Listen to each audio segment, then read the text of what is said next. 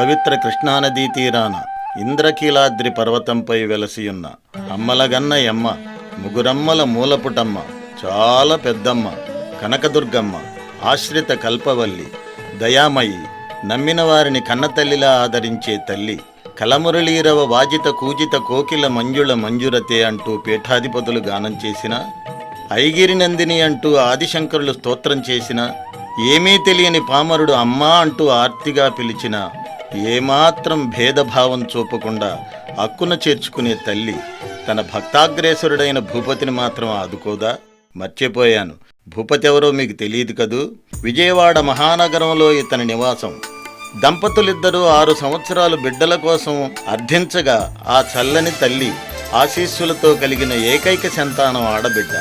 అయితే అతని ఇల్లాలు కూతుర్ని ఇచ్చి తను పురిట్లోంచే వెళ్ళిపోయింది శాశ్వతంగా.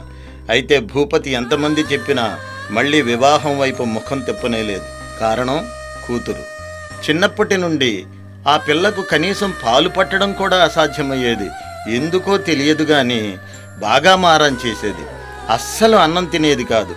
ఒకరోజు భూపతి అమ్మవారి ముందు సాగిలపడిపోయి ఆ బిడ్డ చేత అన్నం తినిపించి కాపాడమని వేడుకున్నాడు. ఆ కరుణా సముద్రురాలు 3 గ్రామదేవతలను సామాన్య స్త్రీలలాగా పంపించింది. వాళ్ళు వచ్చి అన్నం తినిపించి వెళ్ళేవాళ్ళు. అయితే ఆ ముత్తైదువులెవరో ఎంత ప్రయత్నించినా భూపతి తెలుసుకోలేకపోయాడు. అయితే ఒకరోజు అన్నం తినిపించడం ఎవరి వల్ల కాలేదు. ఏమీ చేయలేని నిస్సహాయ పరిస్థితి భూపతిది.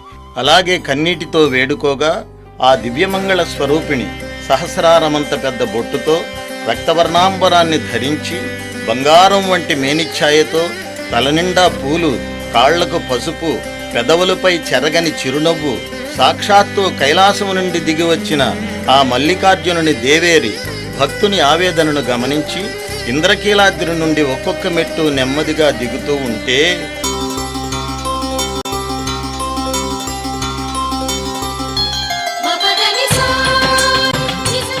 ఆ పాద స్పర్శకు ఇంద్రకీలాద్రి పర్వతం పులకించిపోయింది. ప్రతి మెట్టు తన్మయమైపోయింది. ఆఖరి మెట్టు నుండి ఒక సామాన్యురాలిలా భూమిపై పాదం మోపింది ఆ తల్లి. ఆ భక్తుని ఇంటి వైపు అడుగులు వేసింది నెమ్మదిగా. తినమ్మా, కొంచెం తినమ్మా, ఈ ఒక్క ముద్ద తినమ్మా, తినమ్మా, తినమ్మా, ఈ ఒక్క ముద్ద తినమ్మా, ఈ ఒక్క ముద్ద తినమ్మా, తినమ్మా, ఈ ఒక్క ముద్ద తినమ్మా, తినా.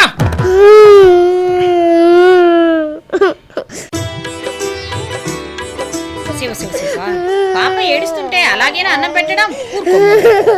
నేను వచ్చేసానుగా, ఊరుకోమ్మ. ఎవరు? ఎవరమ్మా నీవు? నా పేరు దుర్గా భవాని. కొండపైన గుళ్ళో ఉంటూ మల్లికార్జున స్వామి వారికి సేవలు చేస్తూ ఉంటాను. అలా వెళుతుంటే పాప ఏడుపు విని ఇలా వచ్చానయ్యా. వాళ్ళకే సాధ్యంగానే నా బిడ్డ ఆకలి తీర్చావు తల్లి. మీ ఉపకారం ఎన్నటికీ మర్చిపోలేనమ్మా. తల్లి బిడ్డ మీద చూపించే ప్రేమను ఉపకారం అనుకోకూడదు నాయనా. చూడమ్మా, నా బిడ్డను చూసుకోవటానికి నా అనేవాళ్ళు ఎవ్వరూ లేరమ్మా. నీకు అభ్యంతరం లేకపోతే నా బిడ్డ ఆలనా పాలనా చూసుకో తల్లి. ఆ గుడి వాళ్ళు ఇచ్చే జీతం కంటే నేను ఎక్కువే ఇస్తానమ్మా. చూడు నాయనా, బిడ్డ ఆలనా పాలనా చూడడానికి నాకు ఏమీ అభ్యంతరం లేదు. కానీ రాత్రుళ్ళు నేను ఇక్కడ ఉండను, కొండపై ఉంటాను. అందుకు నాకు జీతం భత్యం ఏమీ అవసరం లేదు.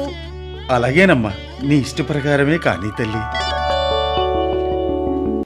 పాపా, అల్లం అల్లం, బెల్లం బెల్లం, నీకు నీకు, నాకు నాకు, టికీ టికి, దాదా దాదా నా బంగారు కొండ.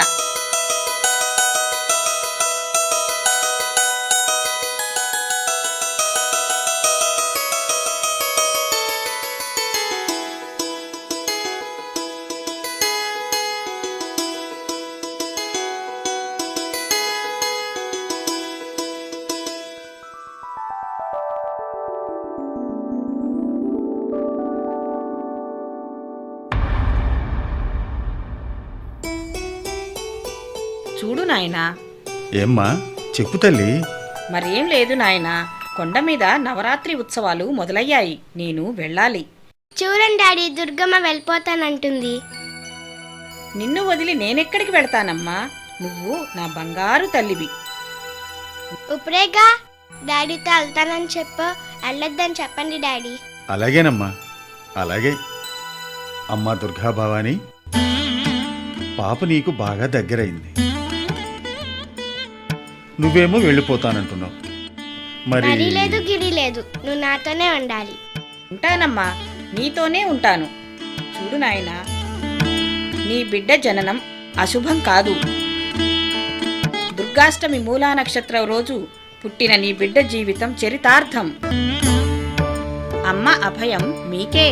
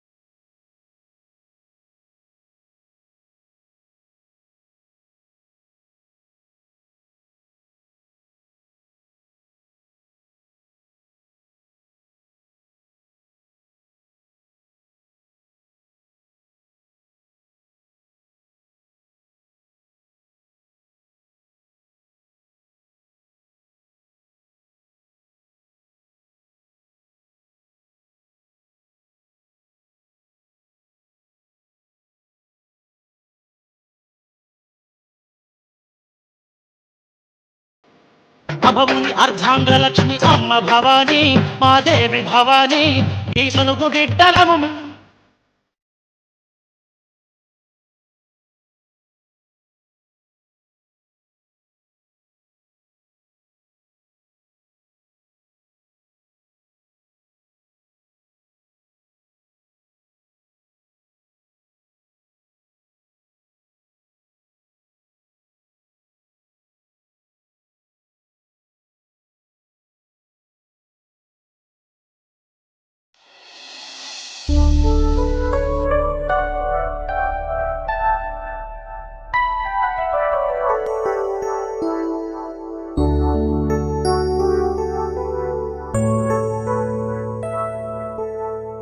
నాన్నగారండి,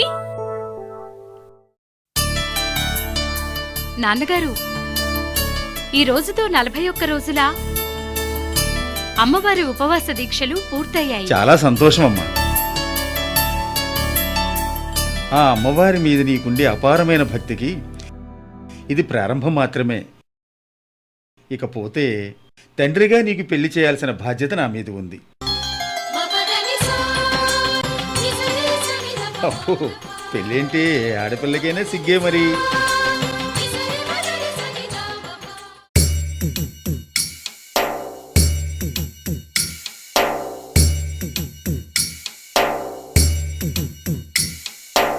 వడ్డీ వ్యాపారం చేద్దామని అడిగిన వాళ్ళందరికీ అప్పిస్తే ఆనందంగా తీసుకెళ్లేవాళ్ళే గాని తిరిగి ఇచ్చేవాళ్ళు లేరు.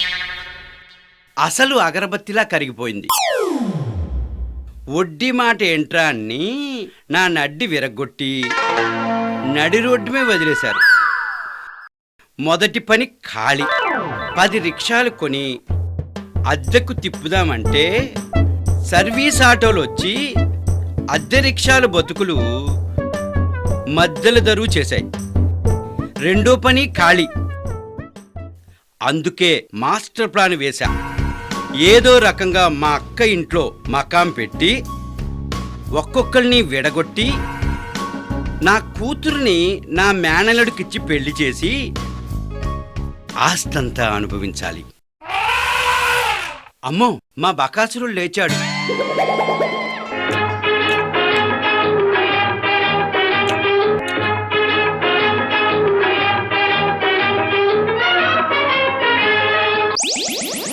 ఏయ్, ఎవర్రా నీకు పరగడుపున పుణుకులేసి పెట్టింది? సుంఠా! నేనే నాన్నగారు. తమ్ముడు, మంచినీళ్ళు తాగు. తాగు నాయనా, గొంతుకు పడుతుంది.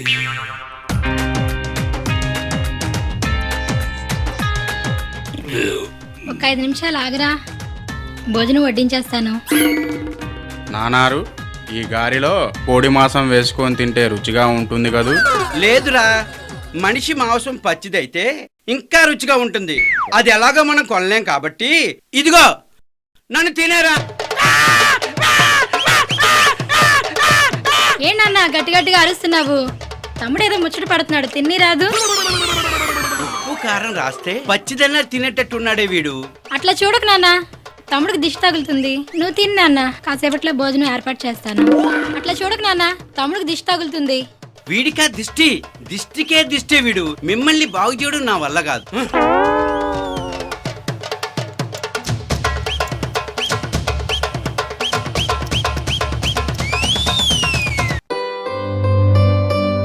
నీ ఆస్తికి అంతస్తుకి సరితూగే స్తోమత నాకు లేదు గాని ఆ కనకదుర్గమ్మ తల్లి చెప్పిందన్న ఆత్మవిశ్వాసంతో చేతులు జోడించి అడుగుతున్నా. దయచేసి మా అమ్మాయిని మీ ఇంటి కోడలుగా చేసుకోండి. మా అబ్బాయి గురించి తెలిసి మీ అమ్మాయిని ఇవ్వడానికి వచ్చారంటే నిజంగా మీకు చేతులెత్తి నమస్కరించాలి. మనం ఎంత మొత్తుకున్నా వాడు మారాలి కదా అన్నయ్య గారు. పెళ్ళైతే మారతాడని నమ్మకం ఉందమ్మా. మాకు మాత్రం నమ్మకం లేదు. మీ చేతిలో మీ కూతురి కష్టాలు కొని తెచ్చుకుంటారేమోనని. అంతా అమ్మే చూసుకుంటుంది.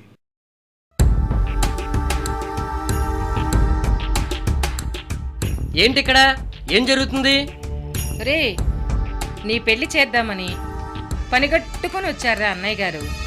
అమ్మా, ఈ పెళ్లి పెటాకులు నా ఒంటికి ఈ ఇంటికి పడవని మీకు ఎన్నోసార్లు చెప్పాను. బాబు,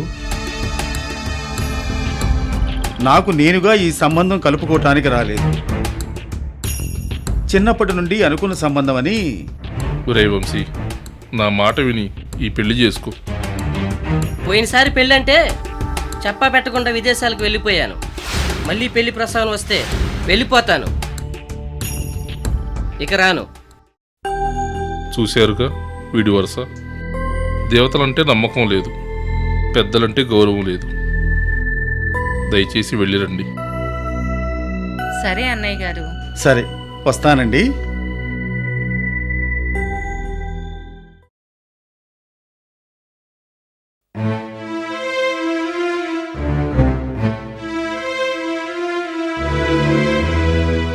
ఏమైందండి? ఇప్పుడు ఎవరు చచ్చారని? మా ప్రతిష్ట చచ్చిందిరా, మా పరువు నాశనం అయిపోయిందిరా. నువ్వు చేస్తున్న పనులకి బతికుండగానే మేము శవాలయ్యాం. దాన్ని నన్నేం చేయమంటారు? ఒరే వంశీ, ఆ అమ్మాయి నీ మీదనే ఆశలు పెట్టుకుందిరా. నువ్వు కాదంటే ఆ అమ్మాయి ఏమైపోతుందిరా? ఏమైనా కానీ నాకు అనవసరం. మాకు అవసరం రా. సాటి మనిషి అక్కడ బాధల్లో ఉంటే మేమిక్కడ సంతోషంగా ఉండలేం. ఇప్పుడు నేనేం చేయాలి? ఆ అమ్మాయిని పెళ్లి చేసుకోవాలి. ఇప్పుడు ఏం చేయమంటారు? ఈ ఇంటి కోడలు తీసుకొస్తే మీ ఇద్దరు సంతోషంగా ఉంటారు, అంతేగా? సరే మీ ఇష్టం కానివ్వండి, నేను ఈ పెళ్లి చేసుకుంటాను.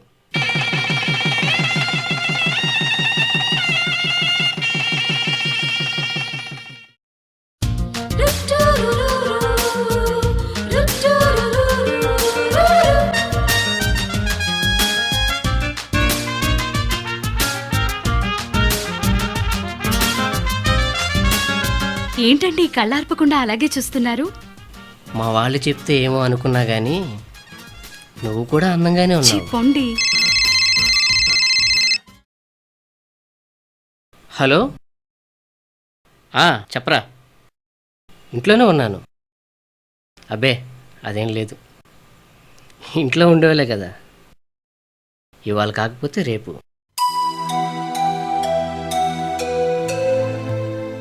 సరే 1 అవర్లో బయలుదేరుతాను. Okay bye.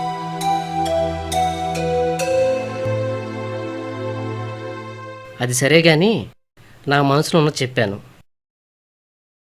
నీ మనసులో ఏమీ దాచుకోకుండా ఉన్నది ఉన్నట్టు చెప్తావా మరి?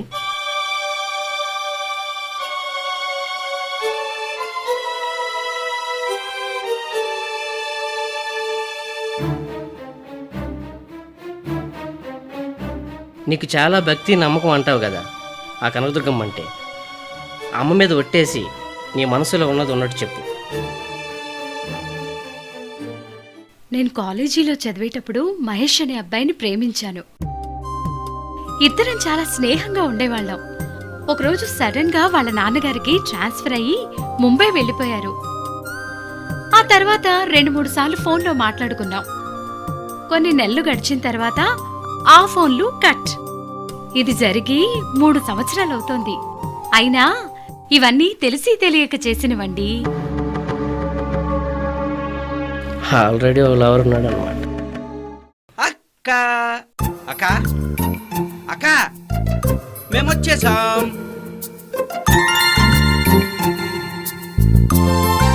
రారా తమ్ముడు, ఇదేనా అవునే అక్క, మంచి రాహుకాలంలో బయలుదేరాం. ఏంటే చిక్కిపోయినట్లున్నావు? అవునే అక్క, ఇది చిక్కిపోయింది. వీడు మహాబక్క చిక్కిపోయాడు. అత్త బావెక్కడే? వస్తాడులే, బయటికి వెళ్ళాడు. అత్తా అత్తోయ్ ఏంట్రా? కదా అక్కడే. నువ్వు వస్తావని తెలిసి అన్నీ చేసి పెట్టా, వెళ్ళరా. వెళ్ళండి వెళ్ళండి, వెళ్ళి తినండి. అన్నట్టు తమ్ముడు, మరదలెక్కడా? ఏం చెప్పమంటావు అక్క, ఈ జంట ఏనుగులు నాకు అప్పచెప్పి తీర్థయాత్రలంటూ ఉత్తరాఖండ్కు బయలుదేరి వెళ్ళింది. ఆ వరద బీభత్సంలో ఎక్కడ ఏ ఆశ్రయం పొందుతుందో ఏమో. ఎవరొకళ్ళు ఆదుకుంటారులేరా. అంతేలే, ఇక్కడ చేసేదేముందిలే నేను. అన్నట్టు అక్క, ఇంటికి పెళ్ళికెళ్ళేదేంటే? నీ బొంద, పెళ్ళై 3 నెలలు అయిపోయింది కదరా. నేను వచ్చానుగా, ఇక నడిపిస్తా.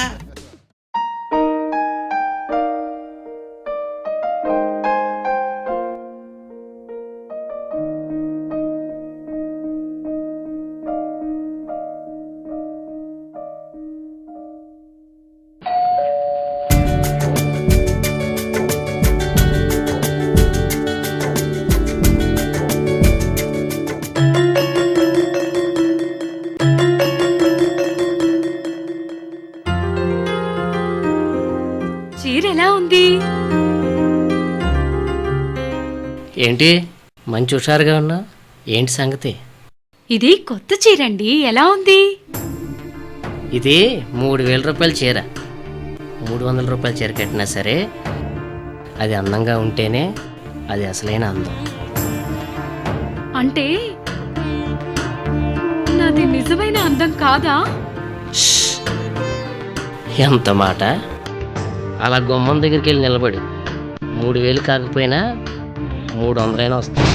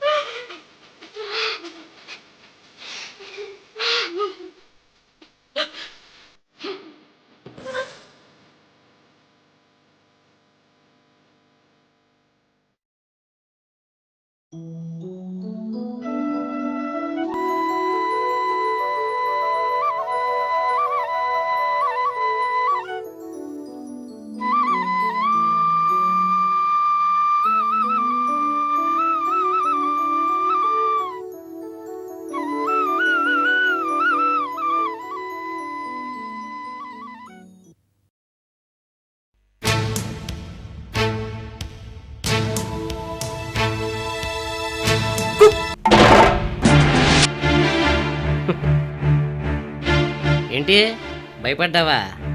ఇలా భయపెట్టడం అంటే నాకు మహా సరదా. చూపించిన నా ప్రతాపం. ఛీ, నీకు అస్సలు బుద్ధి లేకుండా పోతోంది. హలో, నీకు కాకెంకులు అంటే ఏంటి తెలుసా? పోనీ నేను నీకు చెప్పనా? కాకింగ్లు అంటే ఎవరితోనూ ప్రేమ కలాపాలు జరిపి నాతో పెళ్లి జీవితం గడుపుతా. అది కాకింగ్లు అంటే. ఏంటి అర్థం కాలేదా? నీకు తెలిసి ఉండాలి.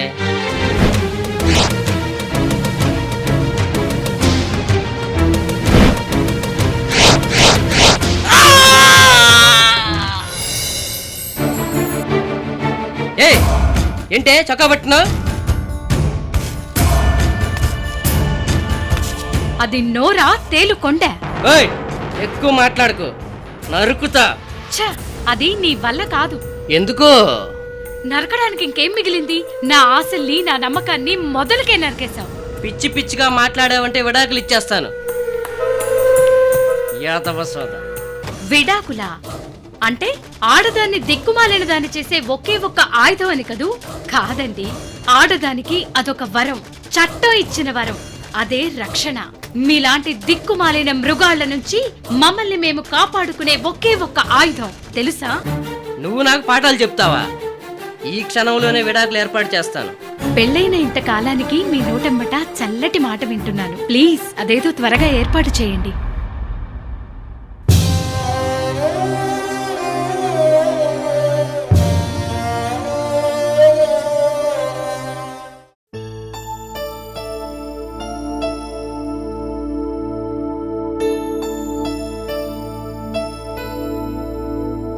ఏయ్, ఇలారా.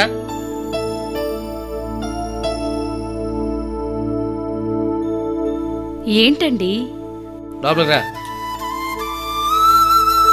ఎంతకాలం పట్టింది నీకు ఈ డాన్స్ నేర్చుకోవడానికి? 5 సంవత్సరాలండి. మానేయడానికి ఎంతకాలం పడుతుంది? అసలు ఏం జరిగిందండి? నేను నీ డాన్స్ ప్రోగ్రాంకి వచ్చాను. అక్కడ భవానీ భర్తగారు అంటూ కూర్చోబెట్టాడు ఓ బాస్టర్డ్. అంతకన్నా అవమానం ఉంటుందా? వెంటనే నిర్ణయించుకున్నాను, మరి ఇంకెప్పుడు గజ్జి కట్టనివ్వనని. అలా అనకండి. డాన్స్ నా ప్రాణం. ఈ ఒక్క వ్యాపకం లేకపోతే నా బ్రతుక్కే అర్థం లేదు. డామిట్, ఆరు బయట అవయవాలు ప్రదర్శించి మరో మహేష్ను ఆకట్టుకోవాల్సిన అవసరం నీకు లేదు. అర్థమైంది. మిమ్మల్ని కట్టుకున్నాక జీవితంలో ఎన్నో కమ్మటివి నష్టపోయాను. అందులో ఇదొకటి.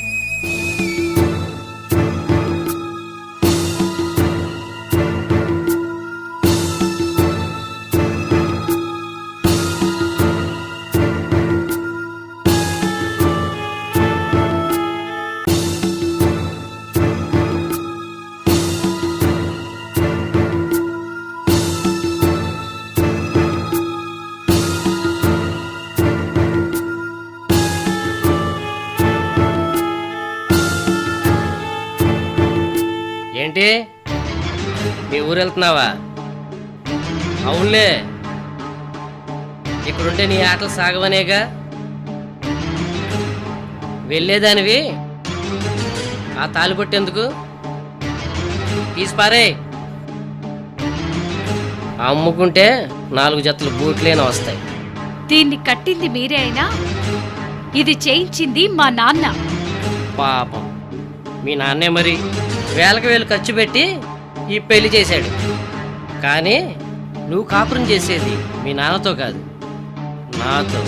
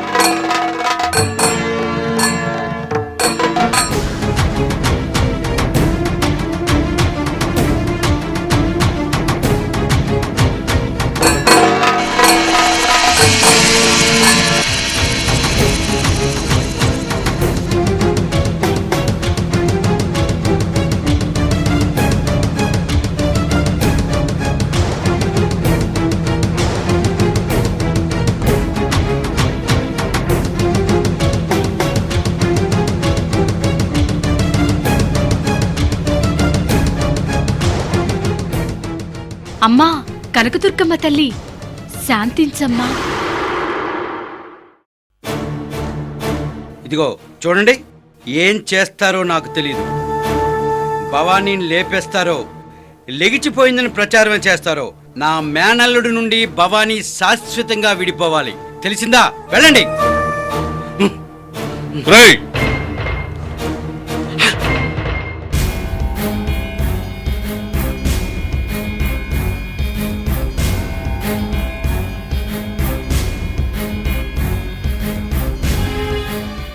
రేయ్! ఎంత పని చేసావురా? నా కోడల జీవితాన్ని నాశనం చేస్తావా? నీకు ఆస్తే కావాలంటే ఆనందంగా రాసిచ్చేవాడు కదరా. ఇంత చేసి నిన్ను ప్రాణాలతో వదిలిపెట్టను. అక్క అక్క అక్క అక్క అక్క అక్క కొట్టద్దు బావా, కొట్టద్దు బావా. ఇంకెప్పుడు చేయను బావా, ఇంకెప్పుడు చేయను బావా, ఇంకెప్పుడు చేయను బావా. బావా తప్పైపోయింది బావా. ఏంటనా ఏమైంది? మావయ్య మావయ్య వదిలేయండి మావయ్య. అది కాదమ్మా, వీడు నాకంతా తెలుసు, వదిలేయండి మావయ్య. అక్క అక్క అమ్మా, మావయ్య ఏం చేశాడో తెలుసా? చేయించమన్నది నేనే. అమ్మా, ఎవడ్రా నీకు అమ్మ? శకుంతల, తల్లివై ఉండి నువ్వు ఎవరయ్యా తల్లి? వీడిని నవమాసాలు మోసానా? నేను కన్నానా? నాన్న,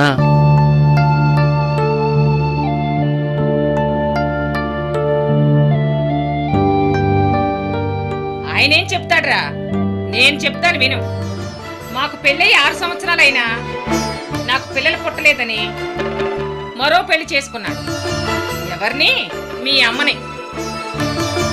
5 ఏళ్ళైనా మీ అమ్మకు పిల్లలు పుట్ల. బాగా జరిగిందిలే అని సంతోషిస్తుంటే దాని కడుపున నువ్వు పుట్టావు. నా సంతోషాన్ని అంతా పాడు చేశావు. నిన్ను కానీ అది చచ్చింది, నువ్వు బ్రతికి నన్ను చంపుతున్నావు.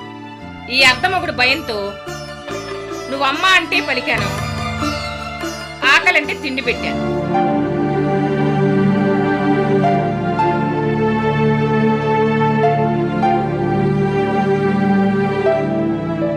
చెడు అలవాట్లకు నిన్ను బానిసను చేసి నా తమ్ముడు కూతుర్నిచ్చి నీకు పెళ్లి చేసి ఈ ఆస్తిని అంతా అనుభవించాలనుకున్నాను. నా ఆశలన్నీ తారుమారు చేశావు. ఈయన గారు చేసిన పనికి భవానీతో నీకు పెళ్ళయింది. నువ్వు మారి మంచి మనిషిగా బ్రతికి పిల్లా పాపలతో సుఖంగా ఉంటే చూసి సహించే శక్తి, సహనం నాకు లేదు. అందుకే దానికి శిక్ష. అమ్మా, నీ చేత్తో ఎంత విషం ఇచ్చినా ఆనందంగా తిని చనిపోయేవాడిని. కానీ ఇంత కుళ్ళు కడుపులో పెట్టుకుని నా జీవితాన్ని ఎందుకమ్మా ఇలా నాశనం చేసావు? పుణ్యం కొద్ది పురుషుడు, దానం కొద్ది బిడ్డ అని అంటారు. కర్మ కొద్ది పెళ్ళామని ఇప్పుడే తెలుసుకున్నాను. ఆగవయ్యా, నీకు చెయ్యెత్తడం తెలిస్తే ఆ చెయ్యిని ముక్కలు చేయటం నాకు తెలుసు.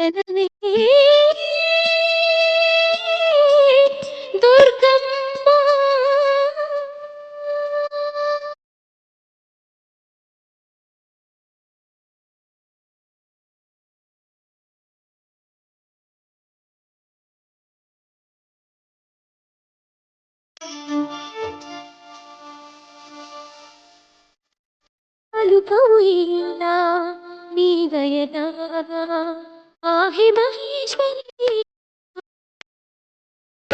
పలుకవు ఇలా నీ దయనాదా ఆహి మహేశ్వరి దుర్గమ్మ గతముల పాపమా సాధన రూపమా పలుకవు ఏలనే మౌనము సాలునే కరుణను చూపవే శరణము గౌరీ అగణిత గుణ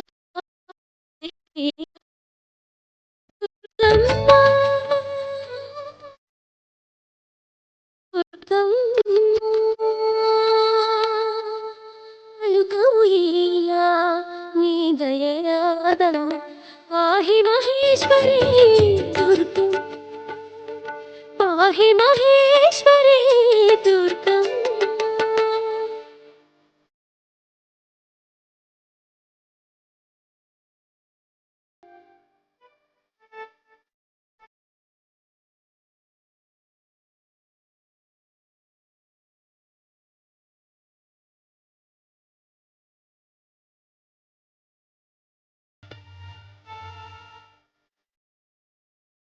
నమ్మికతో కదలి సాగి గుడిని చేరితి నీ పాదమునే ప్రాణముగా నమ్మి కొలిచితి నమ్మికతో కదలి సాగి గుడిని చేరితి నీ పాదమునే ప్రాణముగా నమ్మి కొలిచితి గిరివాసిని సర్వముని నవ్వితి గోవే కరుణతో గోవే నాకంత తల్లి మౌనం న్యాయమో శుభదావరదా కరుణాభరణావా పాహి శాంభవి పలుకవు ఇలా నీ దయనాదా ఆహి మహేశ్వరి దుర్గం దుర్గం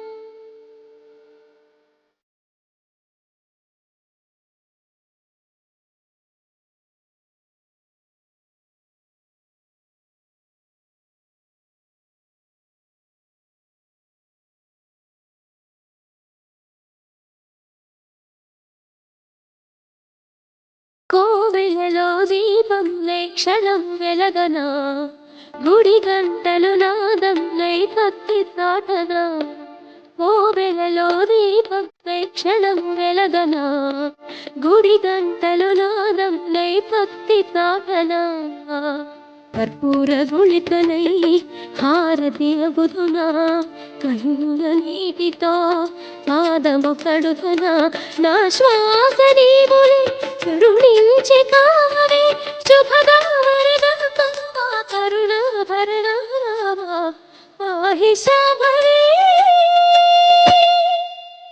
పలుకవు ఇలా నీ దయనాదా పాహి మహేశ్వరి దుర్గమ్మ పలుకవు ఇలా నీ దయనాదా పాహి మహేశ్వరి దుర్గమ్మ పలుకవు ఇలా నీ దయనాదా పాహి మహేశ్వరి దుర్గమ్మ పాహి మహేశ్వరి దుర్గమ్మ.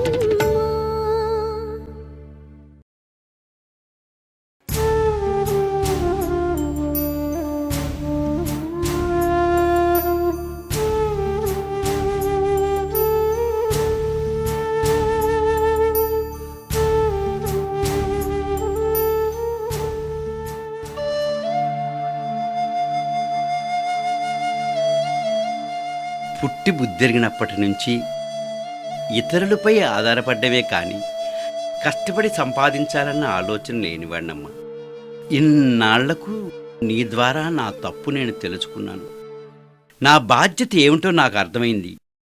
నన్ను మనస్ఫూర్తిగా క్షమించు తల్లి. బాబాయ్, నీకన్నా నేను చిన్నదాన్ని. అందరి తప్పులు క్షమించేది ఆ కనకదుర్గమ్మ తల్లే. అక్క, ఇంట్లో పెద్దవాళ్ళు దారి తప్పితే ఎలా ఉంటుందో మా కుటుంబాన్ని చూస్తే తెలుస్తుంది. ఇక నుంచైనా నా మనసుని నా వయసుని అదుపులో పెట్టుకొని జాగ్రత్తగా ఉంటాను. వస్తానక్క. అక్క, తల్లి పెంపకం సరిగ్గా లేకపోతే కూతురు, తండ్రి పెంపకం సరిగ్గా లేకపోతే కొడుకు చెడిపోతారు. ఇన్నాళ్ళు తినడం కోసమే బ్రతికాను. అలా కాక బ్రతకడం కోసం తిని ఇక నుంచైనా బాగా కష్టపడి చదువుకుంటాను. తమ్ముడు, కళ్ళు వెళ్ళిన చోటకల్లా మనసు వెళ్ళకూడదు. మనసు పెట్టి బాగా చదువుకో, పైకొస్తావు. వెళ్ళొస్తానమ్మా. వెళ్ళొస్తానక్క.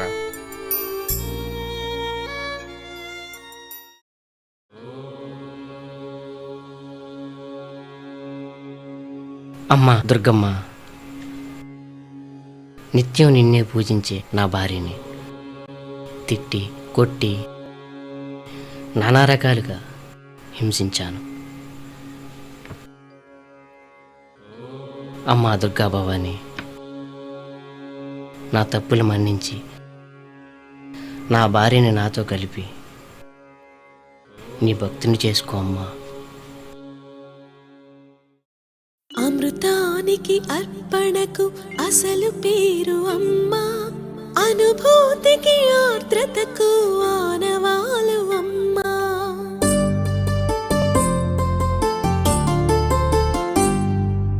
అమృతానికి అర్పణకు అసలు పేరు అమ్మా, అనుభూతికి ఆర్ద్రతకు ఆనవాలు అమ్మా. ప్రతి మనిషి పుట్టుకకే పట్టుగొమ్మ అమ్మ, ఈ లోకమనే గుడి చేరగ తొలి వాకిలి అమ్మ. అమృతానికి అర్పణకు అసలు పేరు అమ్మా, అనుభూతికి ఆర్ద్రతకు ఆనవాలు అమ్మా.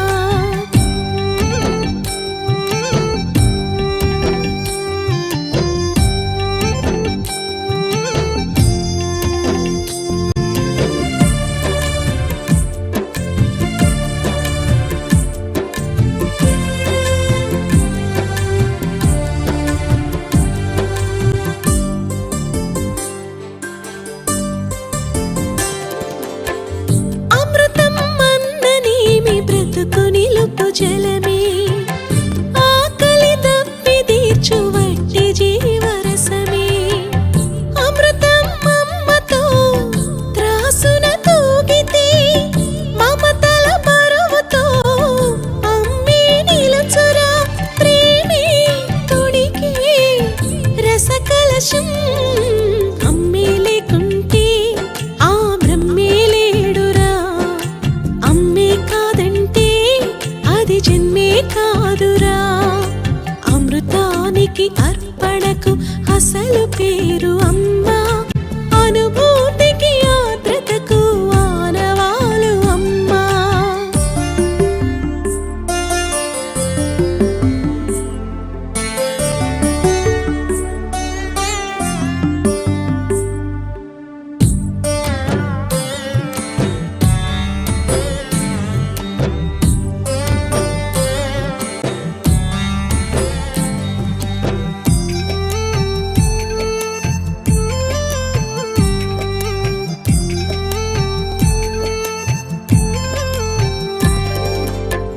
మనిషి పుట్టకుంటే అమ్మదరి